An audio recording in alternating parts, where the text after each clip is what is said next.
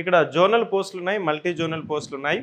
ఎందుకు zonal, multi zonal అంటే తెలంగాణ మనకి మొత్తం 7 జోన్స్ ఉన్నాయి. మొత్తం 7 జోన్స్ ఉంటాయి.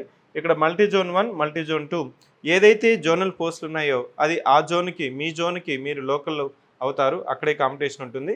If it is a multi zone it will be A competition with in the multi zone. మనకి కొన్ని మాత్రమే స్టేట్ లెవెల్ క్యాడర్స్ ఉన్నాయి, కొన్ని మాత్రమే అంటే ఇక్కడ ఏంటంటే స్టేట్ లెవెల్ క్యాడర్ ఎక్కువ, మల్టీ జోన్ తక్కువ, జోన్ ఇంకా తక్కువ అని కాదండి. ఇక్కడ based on the administrative convenience we have divided. Based on the administrative convenience for example ఇక్కడ చూడండి sub registrar post zonal wise ఉంది. Okay, sub registrar post zone wise ఉంది. మీరు ఒకసారి చూడండి సబ్ రిజిస్ట్రార్ ఆఫీస్కి వెళ్తే ఎంత ఎకనామిక్ యాక్టివిటీ, ఎంత అథారిటీ, ఎంత పవర్ అక్కడ ఆ సబ్ రిజిస్ట్రార్ ఆఫీస్లో ఉంటుంది. అతను ఏంటంటే సబ్ రిజిస్ట్రార్ ఎవరు, జస్ట్ గ్రూప్ 2 రాసి గ్రూప్ 2 సర్వీస్ కొట్టి వెళ్ళిన ఆఫీసర్. అక్కడికి అందరికీ వెళ్ళాల్సిన పరిస్థితి. సో ఇంకా చెప్పాలంటే సబ్ రిజిస్ట్రార్ మనం ఆర్ఎస్ఆర్ అంటాం, royal sub registrar. That is the power of authority for the sub registrar.